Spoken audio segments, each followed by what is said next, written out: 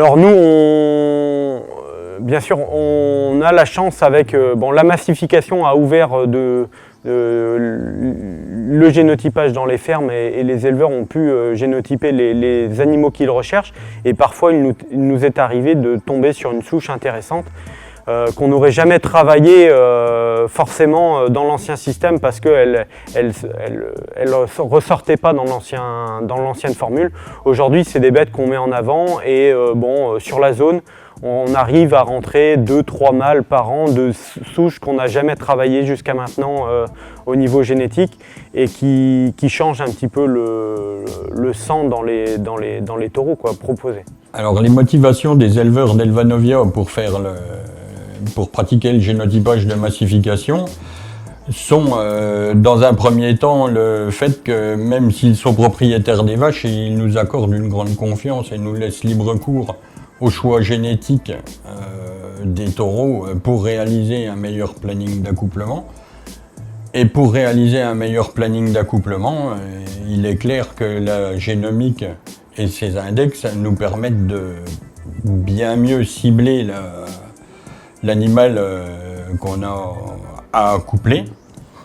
Et par rapport à ça, donc la massification est devenue un outil de gestion dans le troupeau, dans une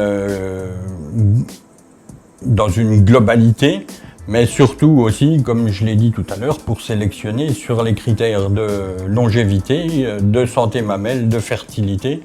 Et aujourd'hui, dans des conditions d'élevage qui sont plutôt rudes, puisqu'on a de plus en plus de zéro pâturage, de la santé du pied, qui devient un élément très étroitement lié à tous ces phénomènes de santé. Alors, à l'arrivée de la génomique, on avait annoncé qu'on travaillerait sur d'autres critères, des critères encore inconnus à ce moment-là.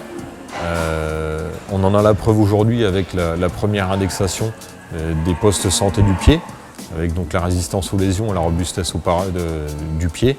On a la réponse à ce que l'on attendait de la génomique, c'est-à-dire que l'objectif était clairement d'aller vers d'autres critères. C'est un indicateur pour le moment, c'est la première année qu'on l'a. Actuellement, on le présente aux éleveurs et l'accueil est bon, puisque c'est un poste économique très important dans les troupeaux aujourd'hui. Il y a un gros impact économique des lésions du pied, donc les éleveurs y sont très sensibles. Et l'accueil est très bon au niveau des élevages et on va progressivement l'intégrer dans les plans d'accouplement. Et avec normalement la finalisation de la nouvelle version PAM l'an prochain, on va vraiment intégrer la santé du pied dans les accouplements. Et ça répond à une vraie attente des éleveurs.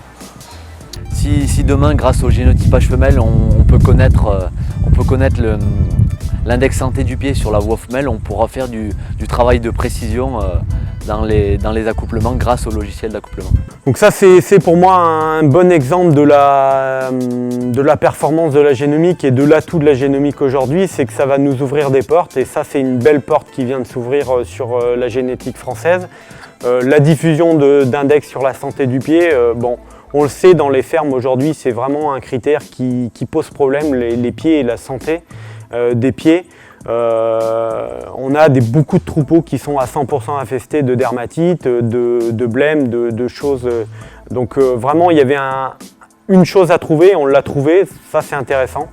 Après l'utilisation des index, on va s'en servir aujourd'hui parce que c'est vrai qu'on a des taureaux qui sortaient pas forcément très très bons en membres, mais qui sortent très très bien en santé du pied. Donc ça c'est vraiment un atout. C'est des taureaux qu'on aurait peut-être exclus en élevage avec logette et puis qu'on va réintégrer aux accouplements. Moi je vais m'en servir dans les accouplements et dans l'affinement de l'accouplement.